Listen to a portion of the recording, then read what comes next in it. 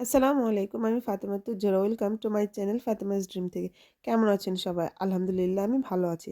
আশা করি আপনারা সবাই ভালো আছেন। চলে আসলাম নতুন আরেকটি রেসিপি নিয়ে। আজকে আপনাদের সাথে শেয়ার করব খাসির গোশত দিয়ে আলুর ঝোল।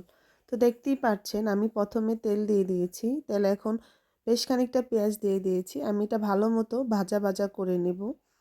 তো কে কেমন আছেন, কোথা থেকে দেখছেন অবশ্যই আমার সাথে শেয়ার করবেন। তো দেখতেই পাচ্ছেন আমি পেঁয়াজি দিয়ে দিলাম লবণ। তো আমি ওই সবসময় আপনার তেলে পেঁয়াজটা দিলেই লবণটা দিয়ে দিই যেন তাড়াতাড়ি সিদ্ধ হয়ে যায়। তো ভাজা ভাজা হয়ে গিয়েছিল তখন দিয়ে দিয়েছি তেজপাতা, এলাচ, দারচিনি। তো তারপরে দিয়ে দিয়েছি হলুদের গুঁড়ো, মরিচের গুঁড়ো আর ধনিয়ার গুঁড়ো। তো এই তো এখন দিয়ে দিলাম আদা রসুনের পেস্ট। তো আমি এটা সুন্দর মতো মিশিয়ে নিব। আমি দিয়ে দিলাম একটু পরিমাণ পানি যেন মশলাটা পুড়ে না যায়, সুন্দর মতো কষানো হয়। তো আপনারা অবশ্যই আপনাদের রান্নাটা আমার সাথে শেয়ার করবেন। আমি চেষ্টা করব সেভাবে রান্না করার জন্য। তো এই তো দেখতেই পাচ্ছেন আমার কষানো হয়ে গেছে। এখন আমি দিয়ে দেব ধুয়ে রাখা খাসির গোস্তগুলো। তো এই তো আমি বেশ খানিকটাই খাসির গোস্ত দিয়ে দিচ্ছি। তো আজকে আমি ঝোল করে তরকারি রান্না করব। আমার ছেলে খিচুড়ি খাবে খিচুড়ির সাথে। তো এর জন্যই আজকে একটু ঝোল করে তরকারি রান্না করব। ভাবলাম আপনাদের সাথেও শেয়ার করি। তো এই তো আমি সুন্দর মতো এখন গোস্তটাকে কষিয়ে নিব। তো কে কোথা থেকে দেখছেন আর আমার রান্না আপনাদের কাছে কেমন লাগে অবশ্যই আমাকে কমেন্টে জানাবেন আর আমাকে সাপোর্ট করবেন। আমি যেন আরও ভালো ভালো রান্না আপনাদের সাথে শেয়ার করতে পারি। তো আমি যতটুকুই পারি চেষ্টা করি আপনাদের সাথে শেয়ার করতে।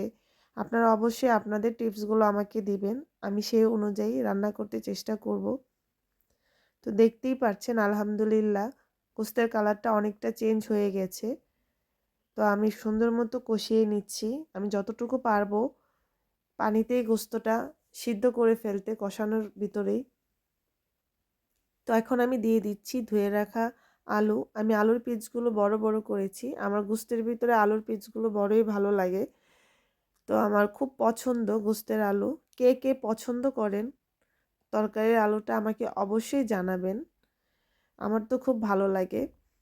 তো এই তো দেখতেই পাচ্ছেন আমি এটা সুন্দর মতো মিশিয়ে নিচ্ছি। আমি এটা ভালো মতো কষিয়ে নিয়েছি। এখন দিয়ে দিলাম পরিমাণ মতো পানি।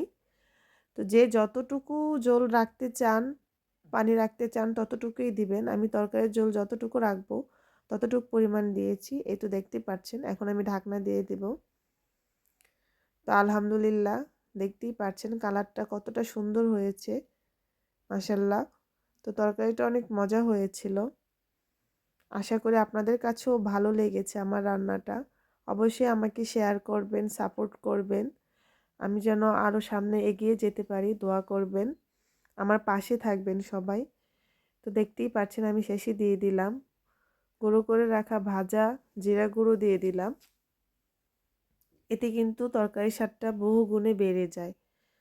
তো এই তো দেখতে পাচ্ছেন ফাইনাল লুক কেমন লেগেছে অবশ্যই জানাবেন। সবাই ভালো থাকবেন। Thanks for watching my video. আল্লাহ হাফেজ।